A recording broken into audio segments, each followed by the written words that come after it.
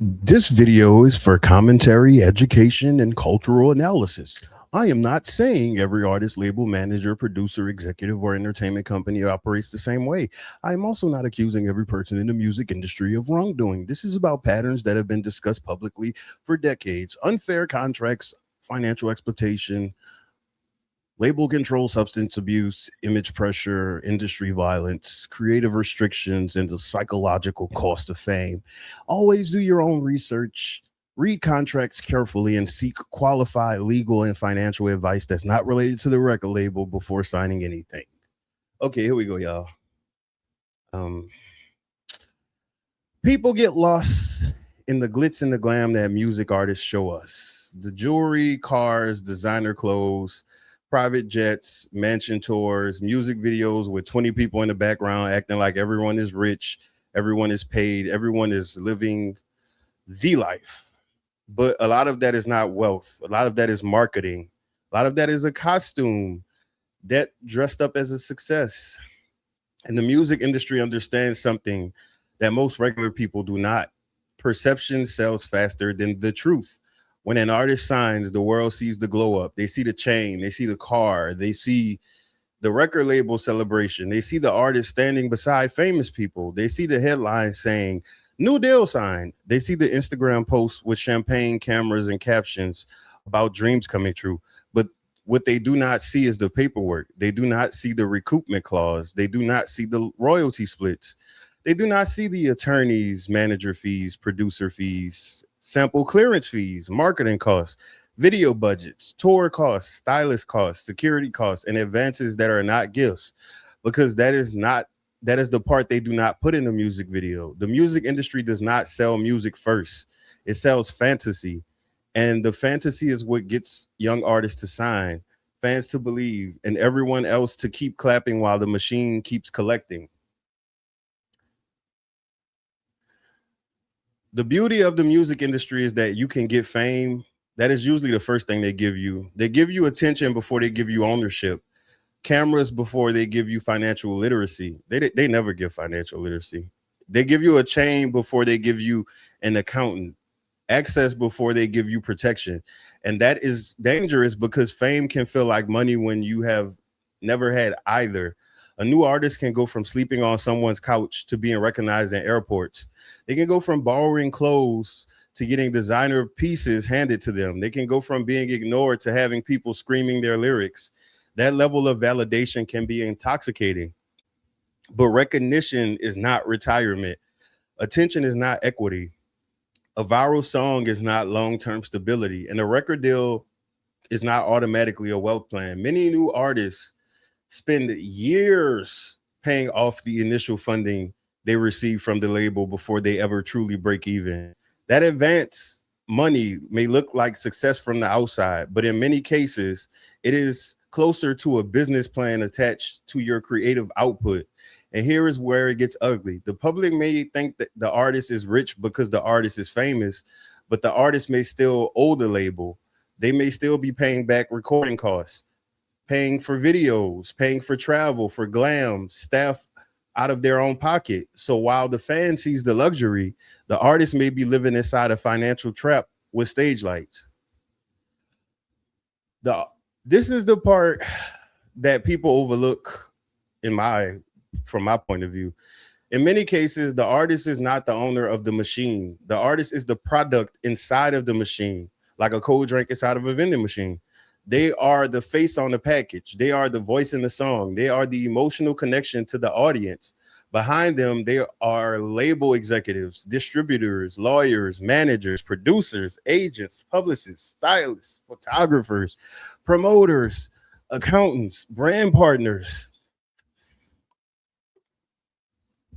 I had to take a sip of water. Everyone has a role and everyone wants a cut. The artist may be the one sweating on stage, smiling through exhaustion, doing interviews while depressed, recording while grieving, touring while sick, and staying visible even when their life is falling apart. But when the money comes in, the artist is often not first in line. That is why you can hear stories of artists selling millions of records and still not being financially free.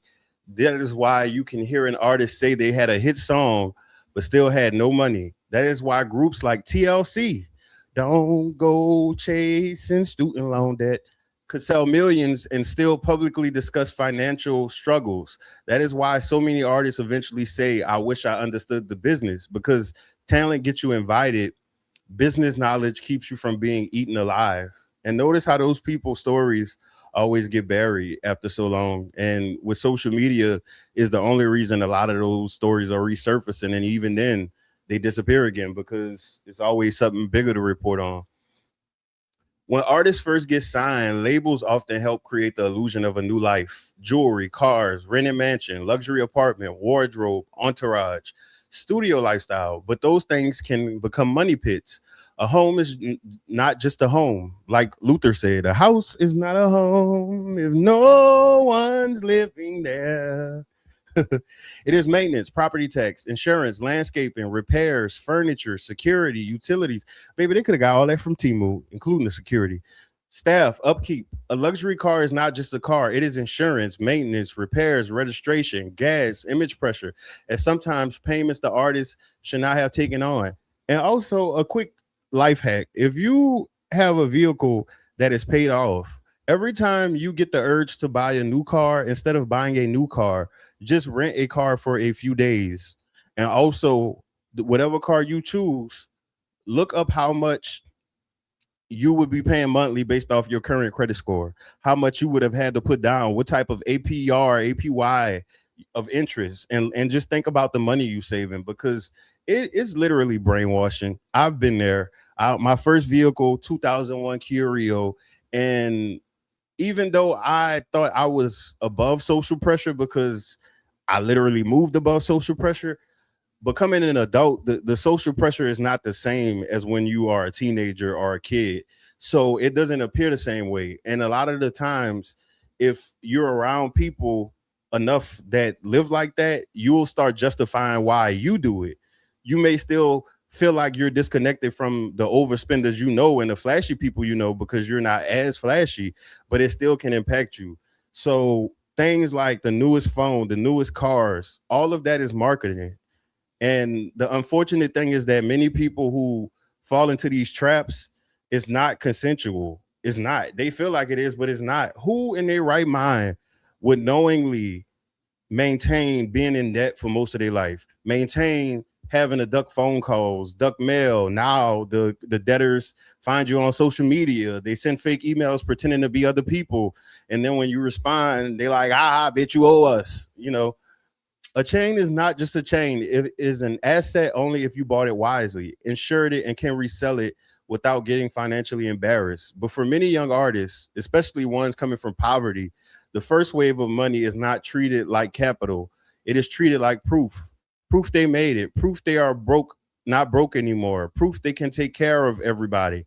Proof that they are better than the people who doubted them. Proof they belong in rooms that once rejected them. Proof that gets and that proof gets expensive. And then come the family members, the friends, cousins, old classmates, the neighborhood people, the people who suddenly need help, the people who say you changed, the people who expect the artist to bring everyone with them, even when the artist barely understands their own finances. So now this person is not just trying to build a career, they're trying to feed an ecosystem. And if you do not have financial discipline, they can end up with less than they had before the fame. That is the dark irony. Sometimes artists start with nothing, touch millions, and still end up broke because they were never taught how to turn income into ownership. Not to mention social pressure. If you are an artist and your image is wealth, the average person that I have came across, because I haven't met all 8 billion people on the planet, and I have no plans to, because about a 0.5% of them are psychopaths and criminals and predators and traffickers and all of that other stuff. Nevertheless, where I was going before I got lost was that if you have the social pressure to appear a certain way, a lot of people egos, that's why it's unsafe to live a life emotionally and psychologically unaware, because the ego is an MF. Like, it'll have a person doing whatever they can so that people don't believe that they fell off. God forbid if they ever have comments saying they fell off, or if legal stuff come out, they really go above and beyond. And you can see it in a lot of the rappers who reach ages where they should be signing up for AARP and chilling on islands with their family since they don't have to work as much, but they're still online trying to prove that they're him. I'm really him. Okay, grandpa. Anyways, the public often sees the artist as the boss, but in many music industry structures, the artist is at the bottom of the payroll totem pole. The label gets paid, distributor gets paid, manager gets paid, lawyer gets paid, producer, engineers, publicists, stylists, videographer, touring crew, booking agent, security. The songwriter may get paid, but even then, songwriting credits can be split between multiple people, including people with more leverage than the person who actually shaped the song. It's too many people in the music industry who came in as songwriters and they can handle their whole song, but their record label forces them to work with people. Or sometimes, it's a lot of stories. And that is if the artist has recouped. That is if the paperwork is clean. That is if the accountant is accurate. That is if the contract is not structured in a way that keeps the artist chasing money they technically generated, but do not fully control.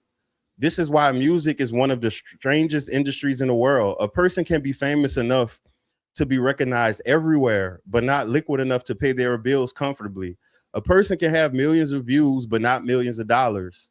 A person can be celebrated by strangers and still financially be trapped by contracts they signed when they were desperate, young, uninformed, or pressured. That is not success. That is a spotlight over a cage. Social media the same way, but social media have its own video. So we definitely gonna deep dive in that. And I'm gonna use a real life example. It's gonna have to be redacted. I'm not that vindictive to show a contract of somebody who was actually scammed out of their intellectual property for something that many people may know what it is, depending on what league you watch. But yeah, it's a massacre. Another part of the industry that fans often miss is creative control. Fans think artists are always making exactly what they want to make. But many artists have said publicly, labels pressure them to make certain songs, work with certain producers, release certain singles, change their image, abandon certain sounds, or chase trends that they did not believe in. Sometimes an artist wants to evolve, but the label wants another version of the song that already worked. Sometimes an artist wants to tell the truth, but the label wants a radio hit. Sometimes the artist wants to heal, but the label wants pain because pain sells. If an artist wants to mature, the label wants them to stay reckless because recklessness made the brand profitable. And that is where music becomes psychological labor. Imagine your real life is falling apart. You're depressed, grieving, addicted, burned out, scared, being sued, being stalked, and you cannot trust your own circle. And while all that is happening, the label is calling, asking, "Where's the album?" That never mind. Because to the machine, your pain is not always a crisis. Sometimes your pain is inventory. That is why so many artists end up releasing music they later say they did not love. This is why some albums sound forced. Why fans wait for projects that get delayed, shelved, or vaulted forever. That is why music videos disappear. That is why anticipated eras never happen, because behind the art, there is business politics, and business politics can kill creativity before the public even hears it. Persona prison.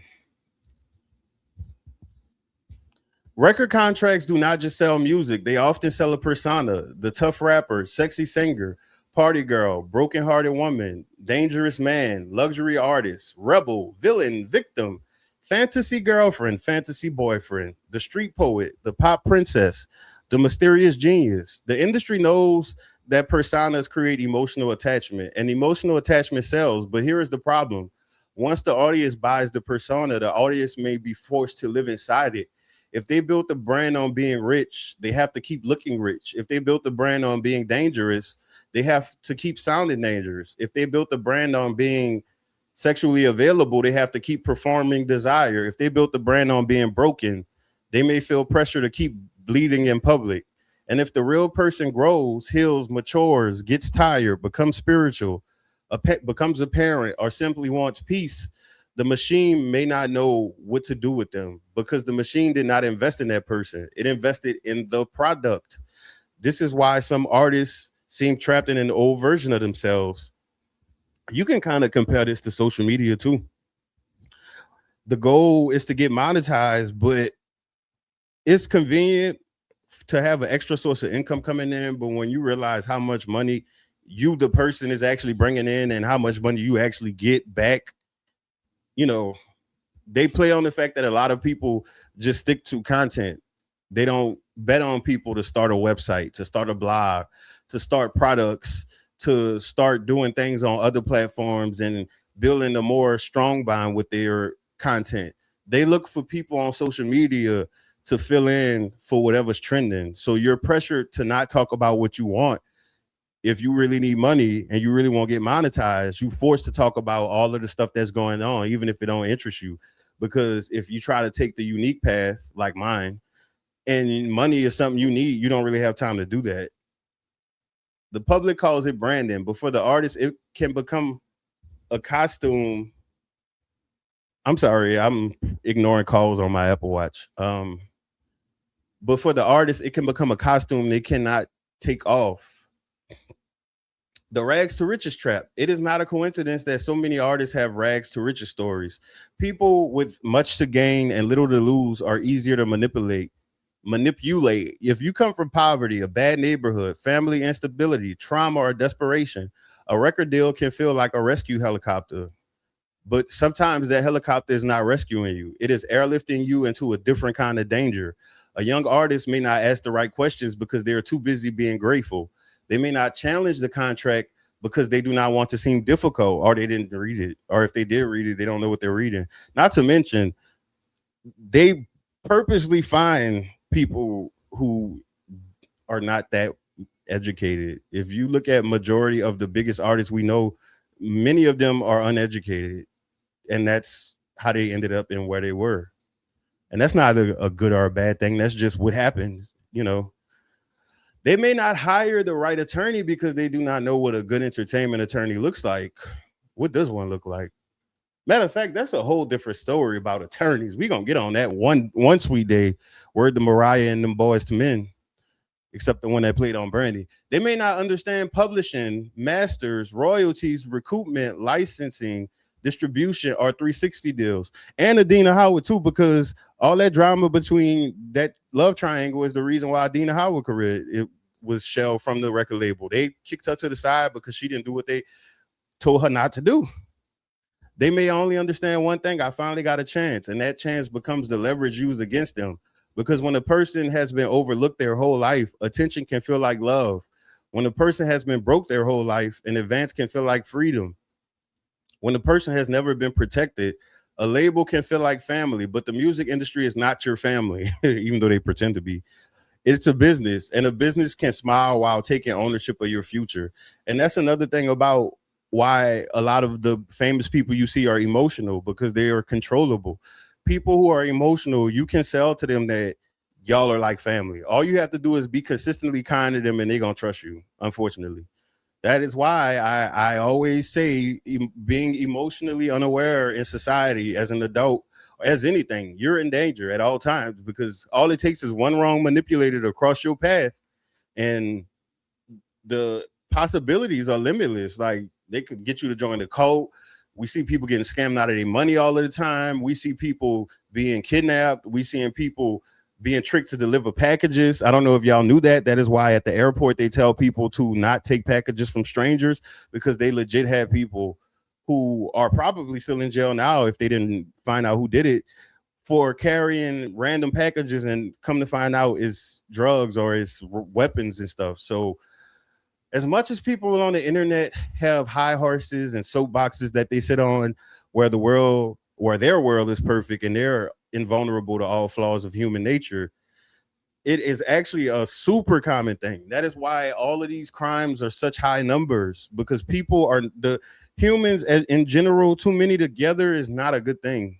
It needs order, but if you can get people so money hungry, they don't care about the order. They just robbing your pockets while you walk through the streets growling like a feral cat, when the Sunday Mill guy ran over by 18-wheeler before you could get to it. How many artists have signed a deal and later wish they had an attorney present? All of them. How many artists later said they did not understand what they signed? Most of them. How many artists were pressured to sign quickly? I heard a story about somebody who was threatened to get thrown out the window. How many were told this offer will not be here tomorrow? Because scammers always rush you. How many were told everyone signs this? Because scammers lie. Like if you scamming someone, and that's another thing. People project honesty if they're honest on people. Baby, if you're scamming, they can lie about anything. They can tell you Jesus is right behind you and he's shaking his head. Yes, like, baby, scammers will lie. Like if they trying to sell you a car, you could ask them if it got turbo. They're gonna say yes. Do they have that button from Fast and the Furious when the movies were still good, where they would go fast, when the movies were still about cars and not going out of space? And anyways, how many were made to feel ungrateful for asking questions? That is how manipulation often works. It rushes you, it flatters you, it scares you, it isolates you, it makes you feel like caution is disloyalty. But when you sign a contract without understanding it, you may not just be signing a deal. And that's what they mean when they say people sold they soul. I know people think that it's a literal thing, and for some of those artists it is. Like don't get me wrong now, but in general, no, you can sell your soul by just giving away something that you needed for the use of someone else, even though that person don't even care about you. Like your publishing, your creative control, your name, your likeness, your touring money, your merch money, your brand deals, your future income. Some contracts can even reach into income streams outside the music. That means the artist may think they were making money on the side, but the label still gets a percentage. It's legal prostitution. Imagine working one job, not getting paid enough, needing a second job to survive, and then your first employer says, we get a cut of that too. That is not a dream. That is a trap with applause. Round of applause, baby, make that air clap. Sign this bad contract and be on food stamps. Round of applause, baby, make that clap. Sign the bad contract, end up on food stamps. Now you gotta bust it, bust it, bust it, bust it. 15 minutes, the next bus is coming. You missed the last one, so bust it. Anyways, a lot of people thought streaming would make the music industry more fair. And in some ways, it gave independent artists more access, but access is not the same as fairness. Streaming created new problems, tiny per stream payouts, bot farms. Man, if y'all ever watch a documentary of bot farms, it is worse than y'all think. Like, it is insane what these people do to create bot farms. Playlist policies, fake engagement, missing royalties, confusing royalty structures, independent artists fighting algorithms, major labels still having leverage, artists needing constant output just to stay visible, and fans thinking millions of streams automatically means millions of dollars. But a million streams is not the same thing as a million sales. The digital world made music easier to distribute, but it also made attention harder to hold. Now artists are not just competing with other artists. They are competing with TikTok, YouTube, podcasts, reality shows, influencers, drama channels, video games, dating apps, and everybody else fighting for the same human attention span. So now the artist is not only expected to make music, they have to be a content creator, a comedian, a model, a brand ambassador, a motivational speaker, a scandal machine, a social media personality, a walking advertisement. The music is no longer enough, and that is exhausting. The multi-level marketing effect. Another thing people do not talk about enough is how the music industry can start looking like multi-level marketing. An artist signs to another artist. That artist may be signed to another artist.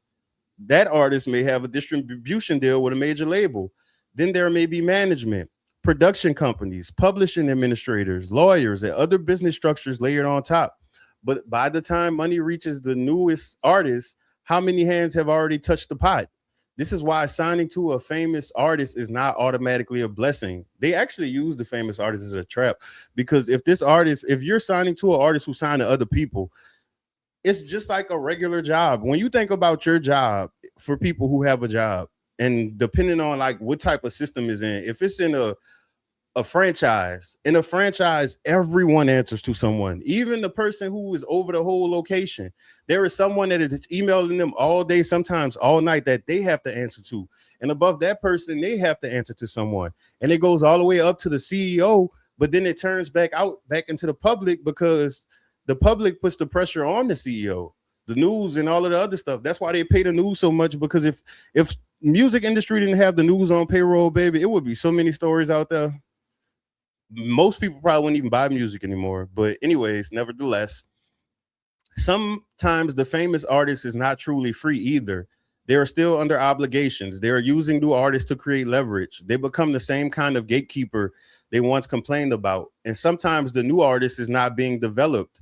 They're being collected like inventory, like a roster piece, like a lottery ticket. How many artists have we seen over the years? I know a few of them from New Orleans. It's actually a lot of them. It's New Orleans artists always get signed, and it's like they ride whatever hit that the artist had, and then after that they just leave them on the roster and then end up dropping them after they, you know, if the artist fails, the artist carries the disappointment. That is a brutal system. Fame magnifies addiction. Most people underestimate what fame does to the mind. Fame does not heal your trauma. Fame does not heal your trauma. Fame does not heal your trauma. Remember that. Wealth don't heal it either. It magnifies it. If you were insecure before fame, fame may make you obsessed with validation. You see it when celebrities argue with random people in the comment section, when they have hundreds of thousands of people telling them I love you, but that one negative comment just get them out of it. If I was in that situation, I would purposely not even engage with negativity. I would be too busy responding to the love. But I don't get into internet politics anymore anyway, because reading replies to comments I leave on videos I watch and reading comments under my own content over the years it's no, I'm sorry. If you had trust issues before fame, fame may make you paranoid. If you had substance problems before fame, fame may give you a limited access. Word to Adrian Bronner. If you had anger issues before fame, fame may surround you with people too scared to correct you. If you had spending issues before fame, fame may give you more money to destroy yourself. If you already felt empty before fame, applause may become your drug. And once the public gets used to seeing you as entertainment, they may not notice when you're declining. They may laugh at the breakdown, clip it, share it, turn it into memes, call it iconic, messy content. But that is a human being deteriorating in real time. How many artists have we watched spiral publicly?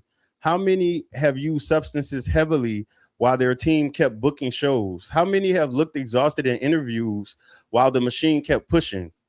How many have been surrounded by people who benefited from their access but did not protect their health? And that question matters. How often do we hear about labels checking artists into rehab before the situation becomes catastrophic? How often do we hear about executives stopping the money machine to save the person? You never hear that.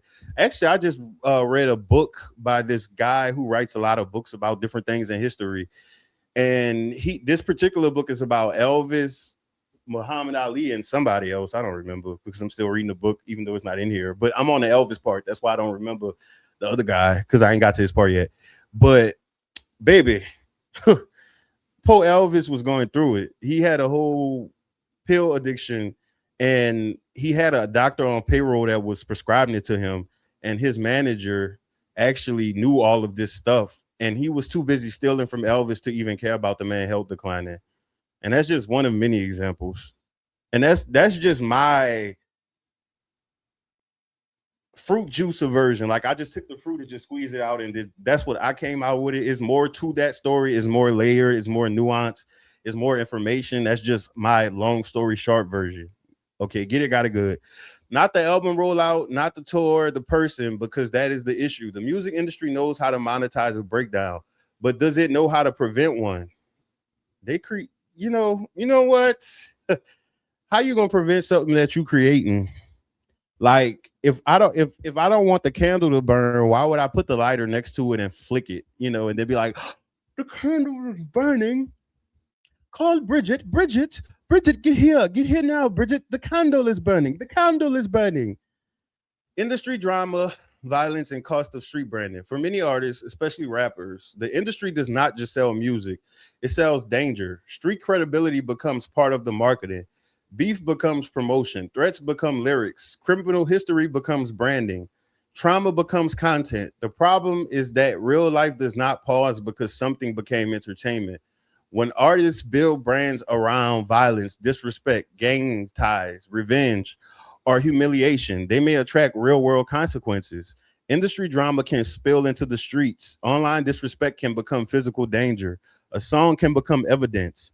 A lyric can become a threat. A performance can become a target. A city can become unsafe if an artist does not check in with the wrong people. And some artists already come from dangerous environments before fame. Fame does not remove those dangers. Sometimes it brings more attention to them. Then when artists die or go to jail, business can still keep moving. Think about that though.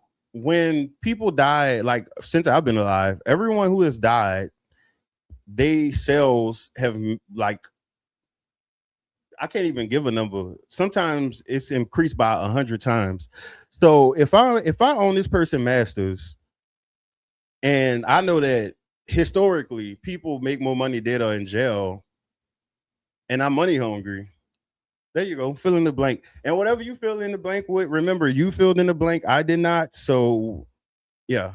The label may still own the masters, the streams may rise, the documentaries may come, the tribute merch may sell, the unreleased music may be released, the public mourns, the machine monetizes, and the family may still struggle. This is one of the coldest parts of the industry. An artist can be worth more dead than alive to people who never loved them as a person. The halo effect. Halo. I don't feel like hitting that note right now, especially with it being hurricane season. I need to save my L. The halo effect is when people assume someone is better. Excuse me, no COVID. Safer, smarter, or more trustworthy because they are attractive, famous, talented, wealthy looking, or constantly visible. Fame tricks the brain. When we see someone repeatedly on television, in interviews, on stage, on podcasts, and in our social feeds, they start to feel familiar. And familiarity can bypass the stranger filter. You may not know this person, but your brain feels like you do. That is why fans defend artists they have never met. That is why people believe celebrities over regular people. That is why accusations against powerful people often get dismissed at first. That is why smaller artists, assistants, dancers, writers, background singers, and unknown people can be silenced when they speak against someone more famous. The public sees the famous person and thinks, I know them, but you know the brand, the edited interviews, the music, the red carpet, the public image. You do not know the private behavior. Some of us don't even know the private behavior of people we see every day. Like I may have mentioned this in another video. I don't even remember which one, but I worked with someone who looked like they would be a person when you go to their house. They have Legos built, and each room have its own game system. Like one room is a PlayStation room with every single PlayStation game. That's what he looked like. But what reality showed when the police pulled up to the call center I worked at and took him, not even the police, my bad, the FBI pulled up to the call center and took him to jail, it was because he had 10,000 counts of inappropriate child images and footages and stuff. And this was in 2011. So that was, baby, computers weren't even more than maybe 50 gigabytes around that time, maybe 100 gigabytes in 2011. So the fact that this man had 10,000 images, like, and it's always tens of thousands with these people. Anyways, and that gap is where a lot of harm can hide. There have been thousands of stories over the years about people being cornered in studios, harassed by powerful artists or their employees, pressured into uncomfortable situations, or silenced because the bigger name had more value to the business. And when money is involved, morality often gets negotiated. That is the scary part. A label may not ask what happened. They may ask, how do we keep this quiet? As music is influence. Music is powerful because it bypasses the logical brain. You may not remember a paragraph from a book, but you can remember a song from 20 years ago, word for word. That is not random. Music attaches to memory, emotion, identity, environment. Music can make people feel confident, romantic, aggressive, nostalgic, rebellious, inspired, or reckless. That is why businesses use music, campaigns use music, movies, clubs, churches, sports. Music moves the nervous system. So when people say it's just a song, that is not completely true. It's actually false. A song can shift the room, especially them team parties when they used to play any type of Nuck If You Buck or any type of fight song. Fights would immediately break out, and even in grown clubs. I guess because, anyways, wrong video. A song can change the energy of a party. A song can make people cry, fight, spin, imitate. I have been in clubs and team parties where songs came on and you could feel the energy turn violent. Some songs were basically fight signals. The room would change, the body language would change. People would start looking around, puffing up, testing each other, waiting for someone to bump into them wrong. That is the power of repeated messages mixed with rhythm, alcohol, ego, peer pressure, and low self awareness. Low, low, low. Is that what Florida and T Pain was talking about? Shorty got low, low, low, low. Because if she wearing apple bottom jeans and boots with the fur, something clearly wrong. Humans are social creatures. We adapt to our surroundings for safety, but that social wiring can be manipulated. If the same messages are repeated enough, violence, materialism, womanizing, drug use, emotional numbness, revenge, humiliation, people can start absorbing those messages as normal.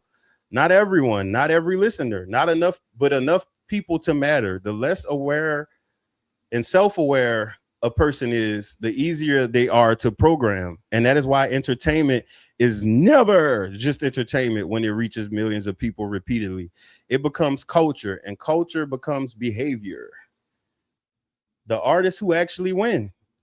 The artists who truly win do not win from music alone. They transcend music. They become owners, investors, brand builders, executives. They create companies. They own publishing, own masters. They audit their money. They hire strong attorneys. They hire real accountants. They spend more on assets than liabilities. They understand taxes, licensing, leverage. They understand that fame is temporary, but ownership can last. That is why some artists move into liquor brands, clothing lines, cosmetics, restaurants, tech investments, real estate, media companies, and production companies. Some artists know their vices and turn them into businesses. If an artist knows they like drinking, they may partner with or create a liquor brand. Now they're not just drinking the product, they are selling the product. They become their own brand ambassador. That is the difference between being used by a lifestyle and owning part of the lifestyle. The average struggling artist is selling records. The winning artist is selling identity, ownership, access, and equity. That is the lesson people miss. They copy the chain, the clothes, the reckless spending, the bottle, the car, but they do not copy the paperwork. They don't copy the LLC or the publishing ownership. They don't copy the royalty audit or the asset protection. They don't copy the business strategy. They copy the liability and miss the assets. That is why the public can be inspired by fame and still learn nothing from success. The real flex is not looking rich. The real flex is owning what pays you. That is why ownership matters. Owning your masters matter. Owning your publishing matters. Owning your name, your likeness, your brand, your audience, your intellectual property matters. There are artists who are marked as having fallen off, but they may own their work, control their brand, and collect their royalties without having to beg a label for permission. That is a different kind of success. Kaya is an example people often bring up in conversation about ownership. Some people may clown her because they do not see her moving like a mainstream industry artist. But if she owns her intellectual property and controls the brand, that is not failure. That is freedom. Because here is the truth. Some artists who look bigger may own less. Some artists who look smaller may keep more. Some artists with fewer cameras may sleep better. Some artists with less fame may have more control. And some artists who never became household names may be living comfortably because they own their catalog, control their expenses, and do not have 20 people taking a cut before they eat. That is why you cannot judge wealth by visibility. A famous person can be broke. An unknown person can be paid. A trending artist can be trapped. An independent artist can be free, like a bird, because they only fly away. The music industry only feels good to me when I am doing karaoke, because from the outside looking in, it is one of the clearest examples of how society confuses fame with freedom. People want the applause, they want the recognition, lifestyle, followers, blue check, front row access. They want to be desired, envied, and admired, but they do not always ask what it costs. What does it cost to be owned? 12 years a slave. What does it cost to perform a persona every day? That shit. I don't even think I ever had a full persona. I've always been like a big chunk of my real self, just toned down a bit, and with manners, of course, and with decorum for the environments I'm in. But nah, and that rubs people the wrong way, because when people performing, a person not performing, their brain registers you as either a threat or a mystery. And some people like mystery, so they might get to know you organically, and other people who are assumptive, like many of the internet is in the comment section these days, they assume that something's wrong with you, or they try to find something wrong with you to justify why they feel uncomfortable, and then call it intuition. What does it cost to have strangers feel entitled to your body, your time, your pain, your privacy, and your downfall? Ugh. Like, I've been kidnapped. What does it cost to sign paperwork you do not understand? That sounds like I was drugged, because that never happens. I read everything. Baby, we're gonna sit there and read it. Even if I have to scan it and know, okay, this section is about something completely different. I read everything. What does it cost to be famous but not free? What does it cost to be visible but not protected? What does it cost to be rich looking and poor in ownership? And most importantly, what does it cost when your dream becomes someone else's asset? Because that is the danger. The music industry can take a talented person, package their trauma, sell their personality, monetize their pain, restrict their creativity, control their image, profit from their influence, and leave them blamed when the machine breaks them. That is not just entertainment. That is economics, psychology, branding, labor. That is exploitation dressed in diamonds. And I am not saying no one should make music. I love music. Music is one of the most powerful forces on earth. I got a mixtape coming myself, but I do hope more people start using reasonable resources to elevate their lives instead of chasing a fantasy that may turn them into a puppet. Got you looking like a muppet. Sing, create, write, perform, build, but own something. Read everything. Hire the attorney. Audit the money.